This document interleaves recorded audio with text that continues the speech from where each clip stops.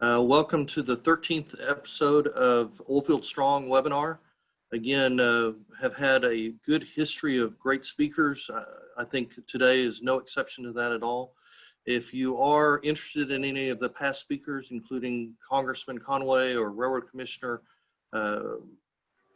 Craddock, Administrator Lindley with TCQ, and it goes on, please check out our YouTube channel and you can see the taping of that presentation. Again, thanks to the Permian Basin Petroleum Association as a co-sponsor of this event. Really appreciate their support and their work in the industry. And this is just one part of what they do to really help their membership. My name is Grant Swartzwelder. I'm with OTA Compression, OTA Environmental, and I appreciate all of our clients being a part as well. As you know, if you've been on these before, we will open it up for questions. If you go to the bottom of your toolbar, there will be a little place for you to either put chat or question, and we'll take some questions on the end. The format today will be Administrator McQueen doing about 10 to 20 minutes of comments, and then we'll open it up for questions at the end of that. We'll be shooting for, again, right at 30 minutes. If it goes a little beyond, we'll handle the questions as well there.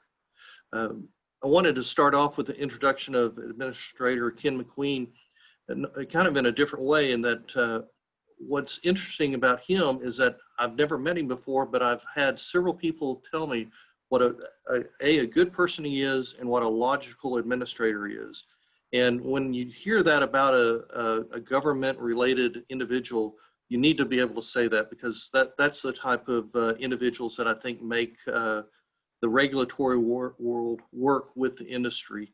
I kidded him earlier that I think it's because he has an engineering background, and given that I have an engineering background, that's kind of why.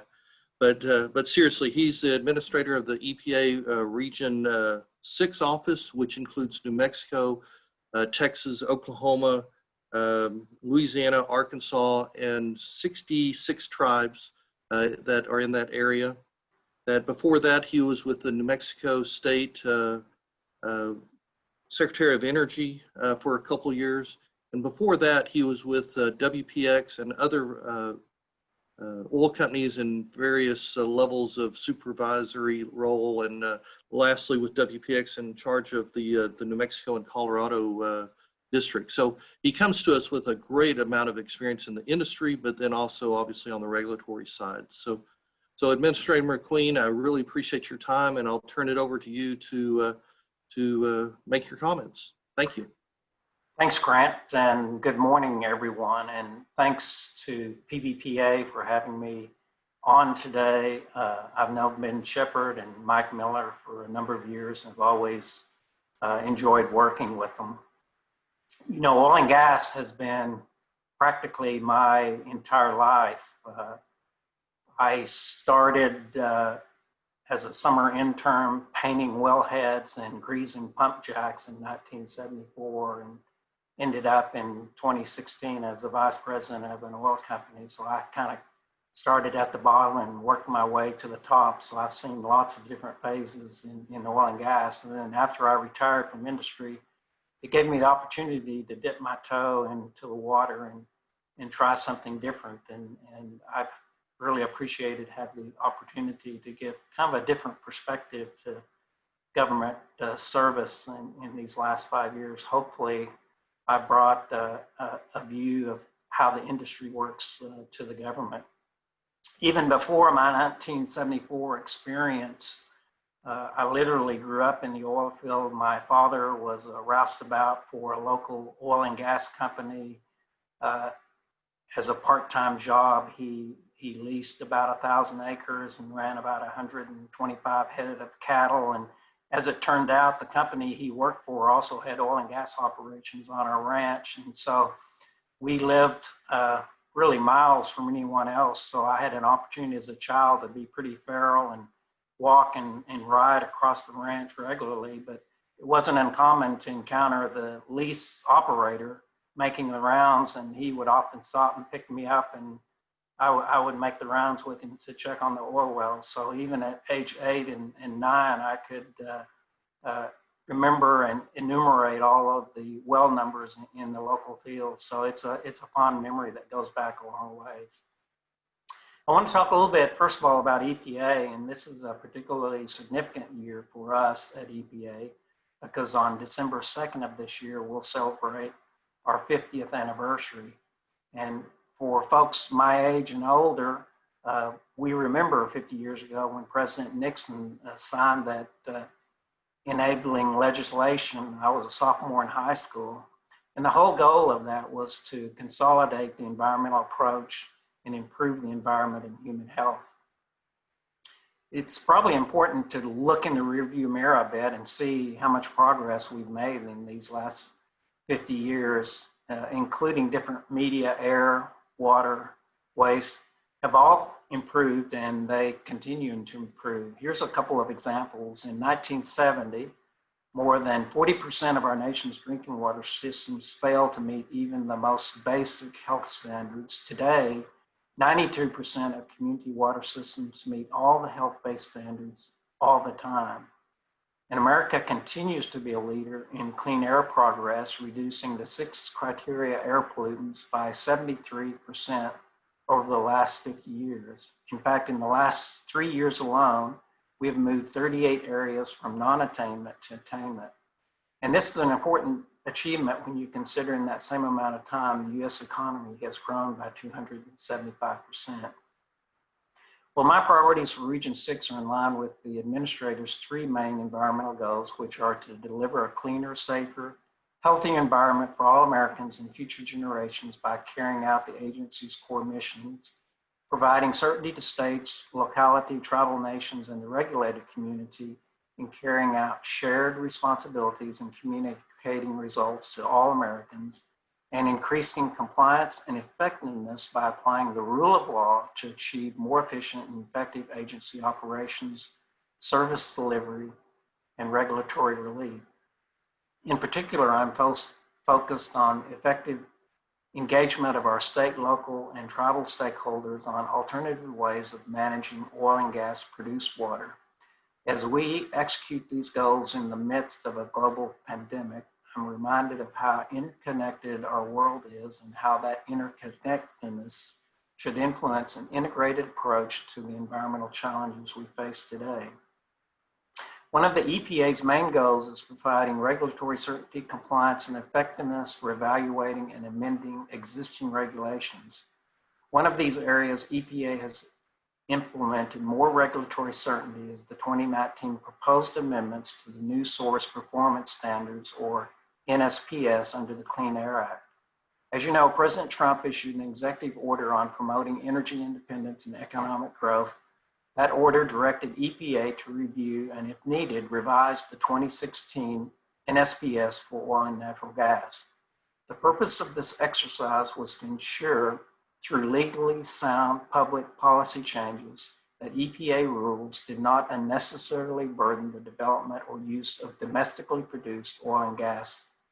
As a result of the review, on August 28th of last year, EPA proposed amendments to the 2012 and the 2016 NSPS for oil and natural gas industry, and just last week on Thursday announced the new final rule, also referred to as Quad OA.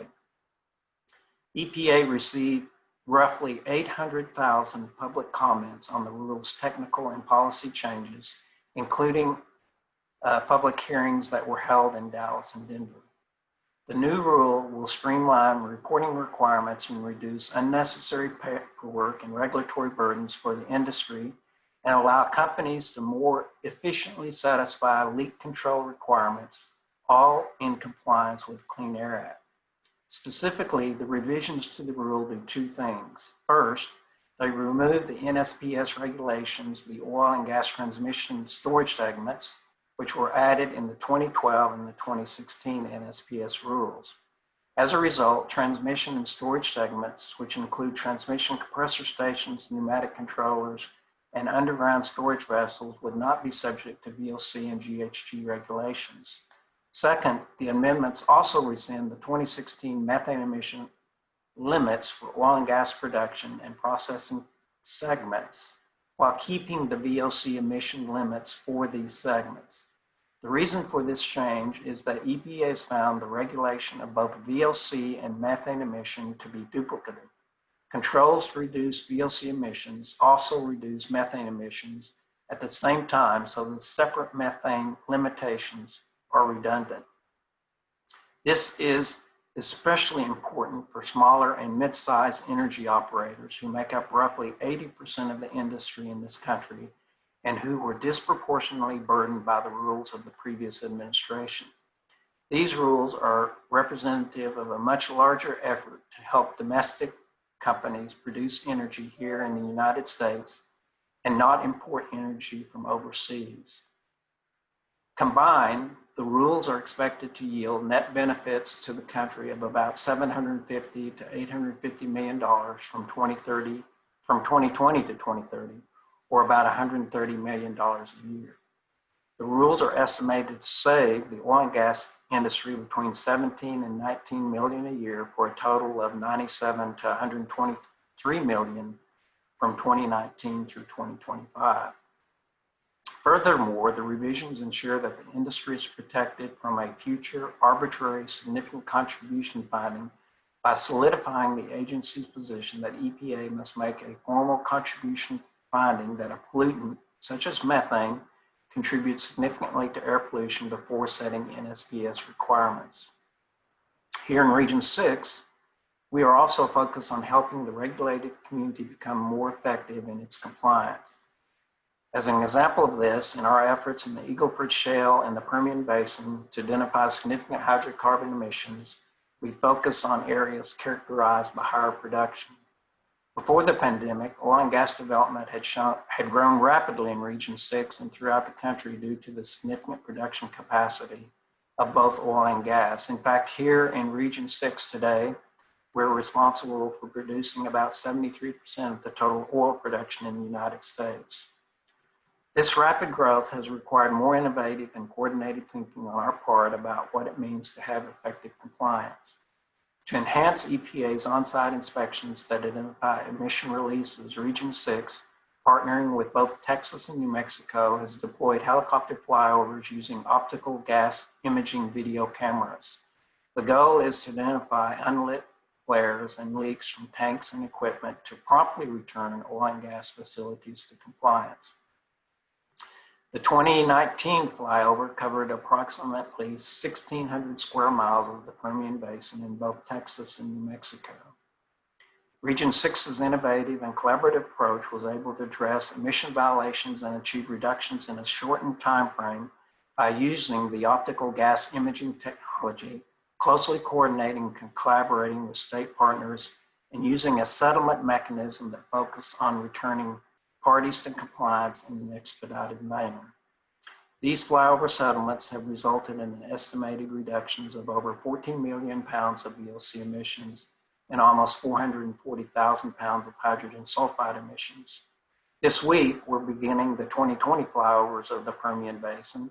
Later this year, we'll be conducting flyovers in the San Juan Basin in northwest New Mexico. And then later this fall, we'll be conducting flyovers in the Anadarko Basin in western Oklahoma. Another important goal for EPA is effective partnerships with our state and other stakeholders. As we find ourselves facing new environmental challenges that require coordinated solutions, effective partnerships are vital to productive results. One such challenge is the supply of freshwater resources. With 80% of our states anticipating freshwater shortages by 2030, diversifying our country's water portfolio must be a priority. And to that end, collaboration with our partners and stakeholders is key. Therefore, EPA is bringing states, communities, and industry leaders together to bolster and diversify their water portfolios and establish effective solutions.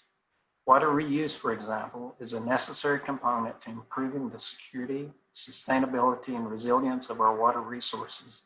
To achieve the diversification I mentioned, we are examining the potential for water reuse from sources such as municipal wastewater, irrigation return flows, oil and gas produced water, industry processed water, and stormwater. Understanding the need for a comprehensive water resource diversification strategy, EPA, along with our federal, state, and local water partners, issued a National Water Reuse Action Plan in September of 2019. On February 27th of this year, these same partners released the first implementation plan, which identifies action leaders, partners, implementation milestones, and target completion dates for the 37 actions. This plan will help the federal government and our partners to be more proactive rather than reactive in seeking sustainable sources of water in the future. Region 6 sees long-term strategy on water resources and reuse as a top priority. Given our region's strategic importance to the energy industry, we are looking at beneficial reuse of oil and gas produced wastewater as a logical component of water resource strategies. Having worked in the oil and gas industry for more than 35 years, I'm particularly interested in finding beneficial uses of produced wastewater.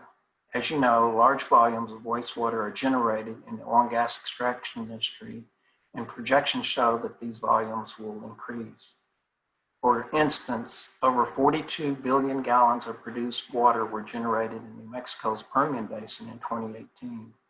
Some states and stakeholders are beginning to ask questions such as whether it makes sense to continue wasting this water, particularly in areas of the country where the water is scarce, and what steps would be necessary to treat and renew it for other purposes. Rather than simply injecting the wastewater back underground, I think it's important to find alternative uses for the produced water. As evidenced by seismicity and saltwater purge contaminations, the limit of underground injection are evident in some areas. We must start thinking strategically about a plan B for new approaches to oil and gas produced wastewater and management will become necessary. To begin that strategic thinking about the future of resources and environmental challenges, in early 2018, EPA's Office of Water initiated a study of management of produced water from onshore oil and natural gas extraction activities.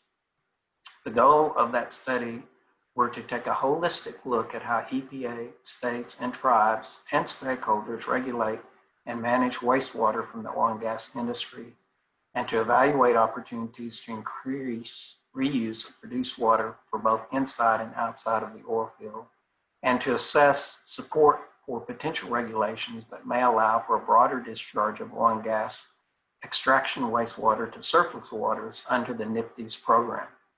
As part of this study, EPA held over 80 engagement meetings, calls, and webinars with stakeholders during 2018. EPA published a draft study in May of 2019, accepted public input on the draft study through July 1st, 2019, and finalized the study earlier this year in May. The study captures input from stakeholders and outlined Clean Water Act requirements for discharge of produced waters and is available online at our website.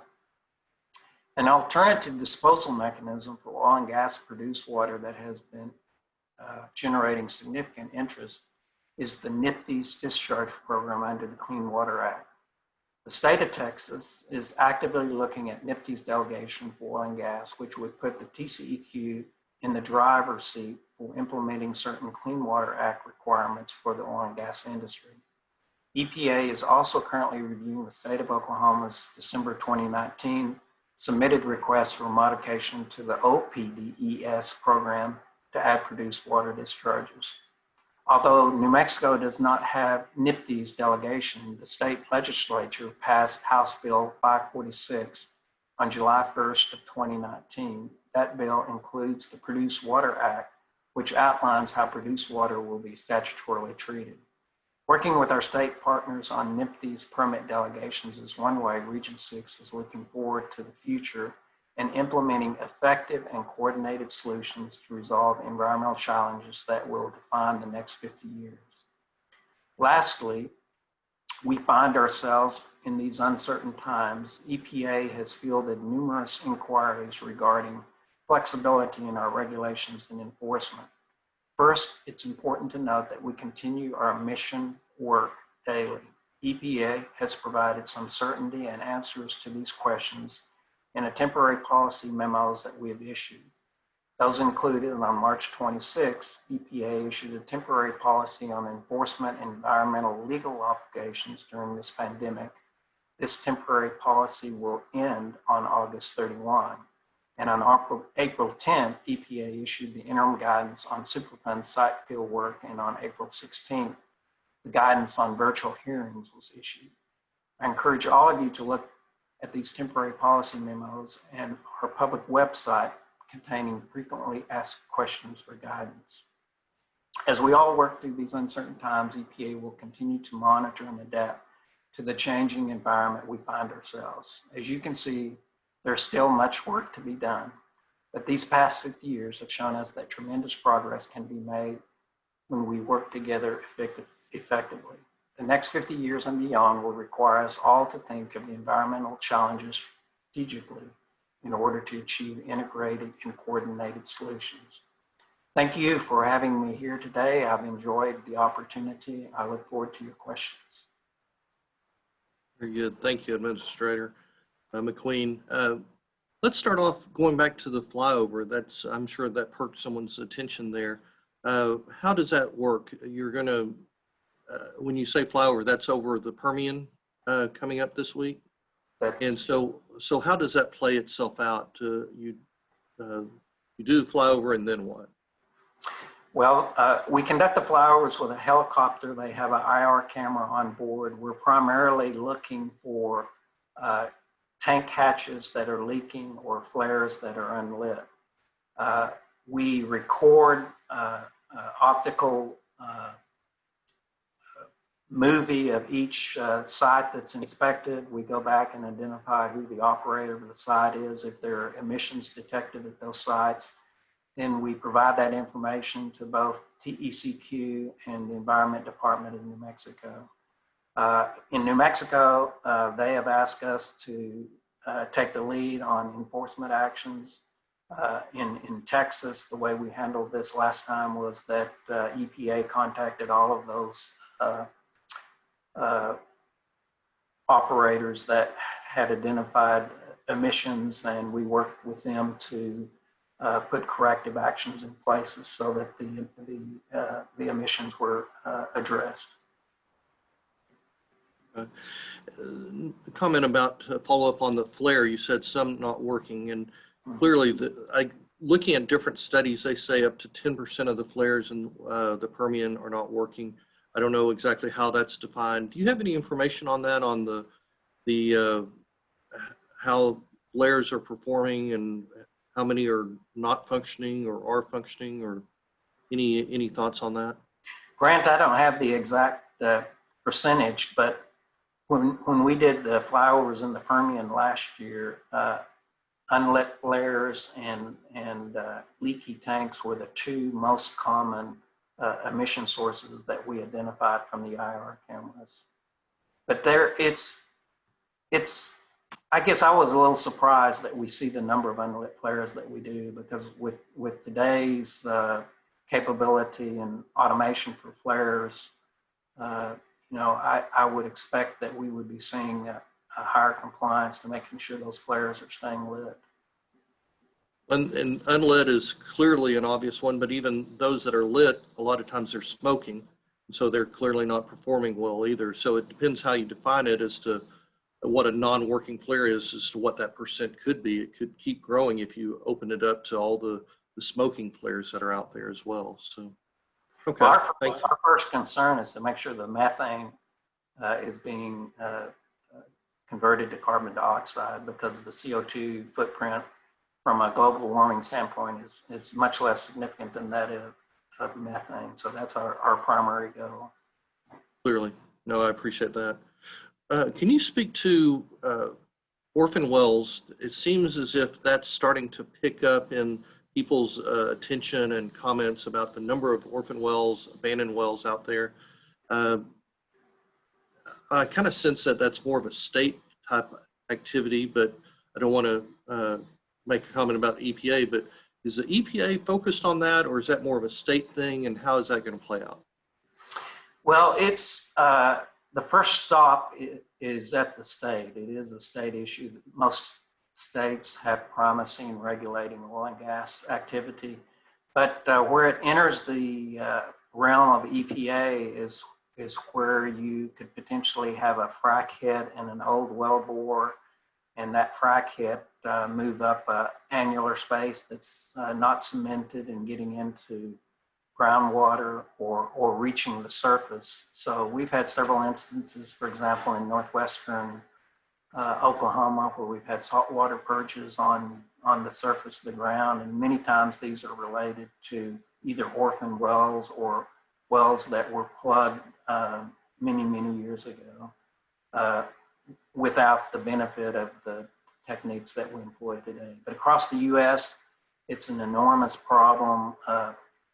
Pennsylvania in particular believes that they may have hundreds of thousands of orphan wells, but of course they started the oil industry in the 1850s, 1860s, and so as you can imagine, there were a lot of holes punched in the ground out there without any records of where those were put. And of course, anytime you have a hole in the ground, the concern is making sure that we have a mechanism to protect the freshwater resources.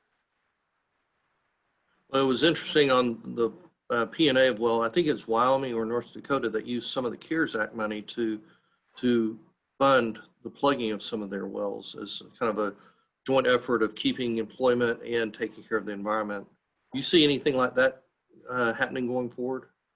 Well, I know a number of the oil and gas associations and IOGCC have been lobbying Congress to include an orphan well program as part of future stimulus bills. I haven't followed that closely to know how that's developing, but when you think about it, plugging orphan wells is a great opportunity. We're in the midst of a downturn because it provides the ability to put some people back to work accomplishing tasks that need to be done. Seems like something that both sides of the aisle could support, but it's a win-win. There you go. Speaking of both sides of the aisle, clearly under President Trump, there's been a deregulation of the industry and of industries as a whole. How do you see that? Any projection as to what's going to happen over the next couple of months, and then depending on what happens in November, what could be happening? Well, as a political appointee, I'm subject to the Hatch Act, so I can't make very broad statements on political outcomes. But what I will say is that President Trump, during the time he was running and during his presidency, has put energy independence in the U.S. as a top priority. And we've accomplished that. Before the COVID, we saw U.S. oil production peak at 12 million barrels a day. And even 5 years ago, no one would have thought that was possible. And I think it's fair to say that the oil and gas industry will not see another politician that's more favorable to the industry than President Trump. If we have a change in the national electorate come November, then what I can say is we can expect to see some changes next year. I know that was probably a challenging question, but something that's on everyone's mind. So I appreciate you navigating that oh so carefully there. So something a little bit like that is, before COVID, there was all this talk about ESG. That was a driver in the oil industry, especially heavy on the E part. Since COVID, with the oil price drop, that's dropped, I would say, to maybe second or third, kind of survival, cash flow, and then ESG. How do you see that ESG kind of going forward, and will it be a significant play in the oil industry? Well, I think ESG will continue to get a lot of discussion, particularly among large public companies. There's a lot of work going on behind the scenes to lobby public companies for a more rigorous ESG program. There's a lot of work going on to lobby financial institutions not to loan money to companies that don't have a rigorous ESG program. So I think we will continue to see that effort. And I think it's important for the oil and gas industry to understand that effort and be aware of the effort. I do think right now, though, the focus is just on surviving. You can't have an ESG program if you're out of business.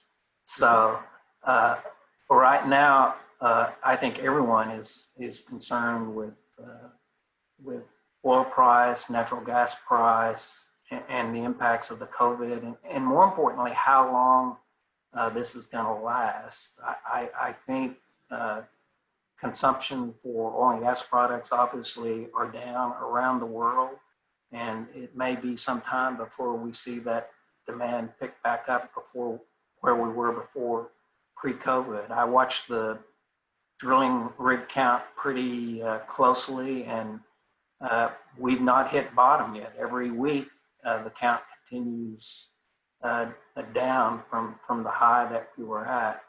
And the same is true on oil production. So the COVID has had a huge impact on the oil and gas industry. And it came, unfortunately, at the same time when we saw a production war develop between Russia and Saudi Arabia. So it just wasn't one whack in the face, it was two big whacks in the face at the same time. So I think, as we typically saw back in 1986 and other periods where oil and gas prices were very low, we'll see some bankruptcies of companies that are over leveraged, and we'll see some consolidation, much like we saw with Noble and Chevron and some of the other acquisitions going on. Given the challenges with cash flow and survival, that's a fine balance between also being good stewards of the environment. And so you do the flyovers, you have certain expectations for the oil company to do certain things to prevent leaking or starting up their flares. But then, as you mentioned, a lot of folks are just worrying about survival. It seems like a very tough balance between spending the money but needing to save the money to be able to survive, because last thing you need is a lot of companies going out of business and then those assets are just kind of really not taken care of. Yeah, it's the perpetual between the rock and the hard place. It becomes a very difficult situation to choose what you're going to fund and what you're not going to fund. But you know, at the end of the day, environmental regulations are law or are statutes, and they are in place for everyone's, the public's health and protection. So I think it's important for companies to continue to focus on environmental compliance. And I'll point out that some significant reductions can be achieved without a lot of oversight. I mean, keeping your flares lit, making sure your tank seals are properly working, are efforts that typically don't take a lot of oversight. So what we want to see at EPA is a continued focus on